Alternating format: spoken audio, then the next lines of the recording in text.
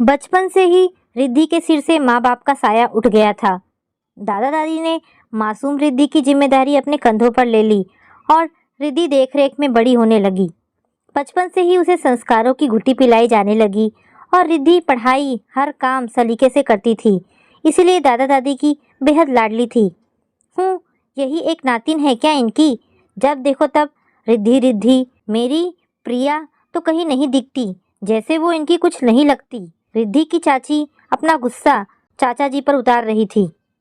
तुम भी सुषमा, अब क्या बोलूं, रोज एक ही बात लेकर बैठ जाती हो। कभी प्यार से बिन माँ की बच्ची से बात कर लिया करो। पंकज जी पत्नी को समझाते हुए बोले। तुम तो उसे भूल कर भी प्यार से बोलती नहीं और चाहती हो माँ बाबूजी भी ना बोले। मुझे तुम्हारी यह बात अच्छी नहीं लगती। हाँ, हम क्यों अच्छे लगेंगे? सारा कुछ कर दो भाई साहब की लाडली के नाम। रिद्धि को उसकी चाची बिल्कुल भी पसंद नहीं करती थी। शायद रिद्धि की खूबसूरती उनके आंखों में खटकती थी। इसके विपरीत रिद्धि जब भी समय मिलता चाची की मदद करने आ जाती थी। चाची की बड़ी बेटी प्रिया रिद्धि की हम उम्र थी, पर चाची ने उसके मन में भी रिद्धि के लिए जहर भर रखा था। यही कारण था वो रिद्धि से जलती थी। रिया की आदत थी जो रिद्धि को मिले वही उसे भी चाहिए। उसने दादाजी को रिद्धि को पैसे देते देखा तो तुरंत माँ के पास भागी। माँ, कहाँ हो? क्या हुआ? क्यों चिल्लाकर घर सिर पर उठाई हो? माँ, दादी माँ ने रिद्धि को नई ड्रेस के लिए 500 रुपये दिए, मुझे भी चाहिए। अभी पिछले महीने तो तूने नए कपड़े खरीदे थे, फिर क्यों नए चाहिए? यह माँ बाबूजी जानबूझकर मेरी बेटी के साथ सौतेला व्यवहार करते हैं। तू रुक, मैं बात करती हूँ। बाबूजी, इस घर में मेरे भी बच्चे रहते हैं, पर शायद आपको दिखाई नहीं देते। क्या हुआ बहू? रमाशंकर जी बोले। क्यों अनजान बनते हो बाबूजी?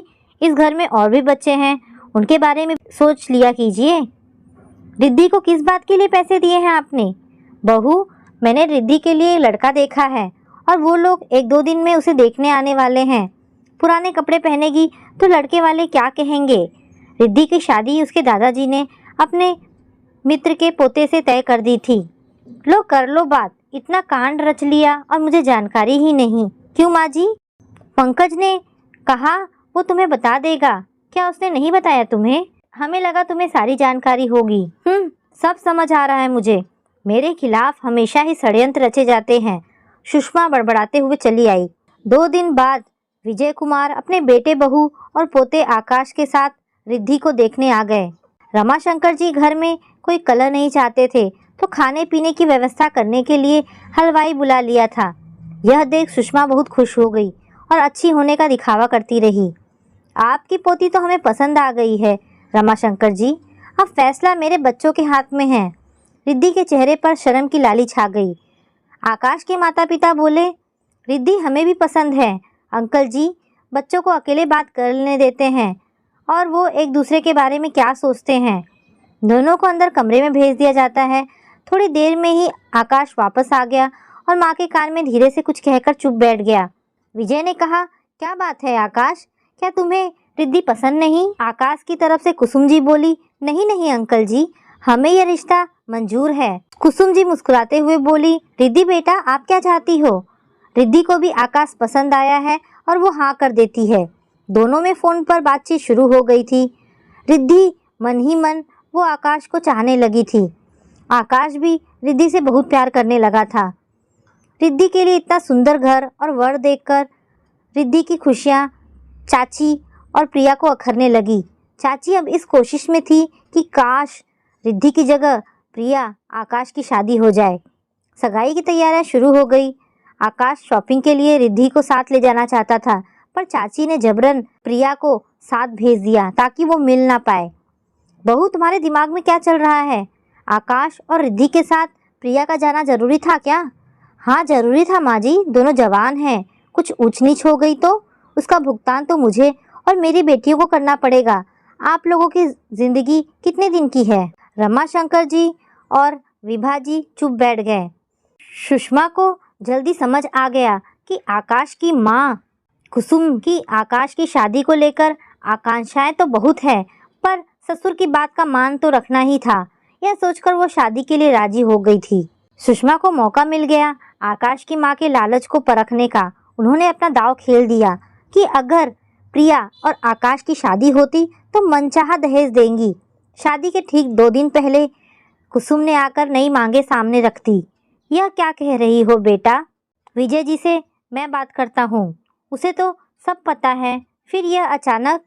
पिताजी क्या करेंगे? आकाश मेरा बेटा है, मेरे भी कुछ सपने हैं। आपको मंजूर हो तो ठीक है, नहीं तो अभी 2 दिन है, आप सोच लीजिए। कुसुम की मांगों को पूरा करने में दादाजी सक्षम नहीं थे। वो हताश से कुसुम को जाता देखते रहे। रिद्धि से दादा दादी की लाचारी देखी ना गई। वो शादी के लिए मना कर देती है। कुसुम, यह क्या मैं सुन रहा हूँ? तुम रमाशंकर जी को दहेज की लंबी चौड़ी लिस्ट थमा आई हो, वो भी विवाह से 2 दिन पहले। तुम पागल तो नहीं हो? क्यों, इसमें गलत क्या है? आकाश मेरा भी बेटा है, मेरे भी कुछ अरमान हैं और यह मेरा हक है। आपको नहीं पसंद है तो फिर मेरी जिद सुन लीजिए। अगर यह सब लिए बिना रिद्धि यहाँ आई तो मैं घर छोड़कर चली जाऊंगी। माँ की जिद सुनकर आकाश भी जिद पर अड़ गया। फिर मेरी भी जिद है कि मेरी जीवन संगिनी रिद्धि ही बनेगी, नहीं तो मैं जीवन भर शादी नहीं करूँगा। माँ, यह आप भी सुन लो, मुझे सोने की गुड़िया नहीं चाहिए। रिद्धि ने आकाश का फ़ोन रिसीव करना बंद कर दिया। सुषमा ने कुसुम से आकाश और प्रिया के रिश्तों को आगे बढ़ाने का प्रलोभन दे दिया, जिसे कुसुम ने स्वीकार कर लिया। घर में प्रिया की शादी की तैयारियां होने लगी। रिद्धि की बेचैनी देखकर दादा दादी की आंखों से आंसू बहने लगे। विभा, क्या सोचा था और क्या हो गया? मेरी फूल सी बच्ची के जीवन में इतना दर्द क्यों लिख दिया भगवान ने? सच्चा प्यार, त्याग और समर्पण चाहता है। रिद्धि ने सबकी खुशी को ध्यान में रखते हुए सारा दर्द दिल में छुपा लिया, पर आकाश ने विद्रोह करते हुए शादी के लिए मना कर दिया। पंकज जी भी मन ही मन चाहते थे कि कैसे भी रिद्धि का घर बस जाए। उन्होंने सुषमा को भ्रम में रखते हुए विजय कुमार और उनके बेटे सुरेश से रिद्धि और आकाश के रिश्ते को आगे बढ़ाने की फरियाद करने लगे। देखिए, मैं जानता हूँ कुसुम भाभी के मन में दहेज का विष सुषमा ने भरा है, पर कलह कलेश के कारण चुप रह गया। मैं रिद्धि को जानता हूँ, वो घुट घुट कर मर जाएगी पर अपना दर्द किसी को नहीं दिखाएगी। वो प्रिया की शादी की तैयारी करती है तो करती रहे, पर रिद्धि के प्रति मेरी भी कुछ जिम्मेदारी है। आप बस कुसुम भाभी को मना लीजिए, मुझसे जो बन पड़ेगा वो खुशी से देने को तैयार हूँ। तभी बातचीत के बीच में आकाश आ गया। अंकल, आप बेफिक्र होकर जाइए, मेरी शादी सिर्फ और सिर्फ रिद्धि से होगी। आकाश की बात सुनकर पंकज जी वहाँ से संतुष्ट होकर चले गए। कुसुम जी शादी की शॉपिंग करके लौटी तो देखा कमरे बैग पैक रखे हुए थे। यह सब क्या है? मैं वापस यूएस जा रहा हूँ माँ। क्या? कल तेरी शादी है और तू यूएस जा रहा है? तेरा दिमाग तो खराब नहीं हो गया? और आप सभी चुप बैठे तमाशा देख रहे हैं। कुसुम गुस्से में बोली। माँ 1 मिनट शांत हो पहले, फिर मेरी बात सुनो। मुझे कुछ नहीं सुनना, तू कहीं नहीं जा रहा है। यह सारा सामान अंदर रखो। ठीक है, मत सुनिए, आपसे कुछ कहने का कुछ फ़ायदा नहीं। आपने तो बेटे के लिए एक ज़िद्दी, घमंडी, बदतमीज़ लड़की का चुनाव कर लिया। आपने माँ होने का कर्तव्य निभा लिया। अब जरा मेरी बात का जवाब दीजिए। प्रिया की माँ ने अपने स्वार्थ के लिए अपनी भतीजी की खुशियों को बलि चढ़ा दी। आपको क्या लगता है उनकी बेटी आपके घर को खुशियों से भरेगी? जवाब दीजिए माँ। रिद्धि ने अपने घर की सुख शांति के लिए कितना बड़ा त्याग कर दिया, वो नहीं दिखाई दिया। सबकी खुशियों को ध्यान में रखते हुए चुपचाप हालात के आगे समर्पण कर दिया। अब बताइए, दया ममता से भरी हुई लड़की आपके घर को खुशियों से भरेगी या स्वार्थ में डूबी लड़की? फिर भी अगर आप सही हैं तो मैं आपकी खुशी के लिए अपनी ज़िंदगी दांव पर नहीं लगा सकता। बहू, बुरा मत मानना, पर कल जब तुम्हारे सामने आकाश की ज़िंदगी कलह कलेश से भरी होगी तो क्या तुम खुश रह पाओगी? नहीं ना। अब भी समय है, मान जाओ और रिद्धि को स्वीकार कर लो। आकाश की बातें सुनकर कुसुम को समझ आ गई कि वो लालच में अंधी होकर कितना गलत करने जा रही थी।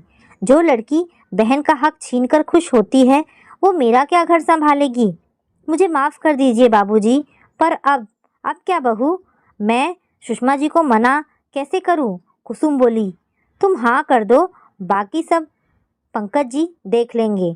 बस पहले से किसी से कोई बात नहीं करना, सुरेश ने कहा। तो कुसुम ने गर्दन हिलाकर स्वीकृति दे दी। नियत समय पर बारात द्वार पर पहुंच गई। बारात की आवाज़ सुनकर रिद्धि भागकर अपने कमरे में चली गई और रोने लगी। सामने की मेज पर रखा शादी का जोड़ा उसे मुंह चिढ़ा रहा था। रिद्धि, पंकज की आवाज़ सुनकर रिद्धि ने जल्दी से आंसू पोंछ लिए। जी चाचा जी, अभी आई। रिद्धि उठकर बाहर निकल रही थी कि चाचा कमरे में आ गए। तू तैयार नहीं हुई अभी तक? साथ में आई लड़कियों से, सुनो जल्दी से इसे तैयार करके नीचे लेकर आओ और यहाँ रखा है शादी का जोड़ा। पर चाचा जी, तू चिंता मत कर रिद्धि, तेरी चाची को अच्छे से समझा दिया है, अब सब ठीक है। चल जल्दी से तैयार हो जा, आकाश इंतजार कर रहा है। पंकज जी मुस्कुराते हुए बोले तो रिद्धि शर्मा गई। पंकज जी मुस्कुराते हुए चले गए।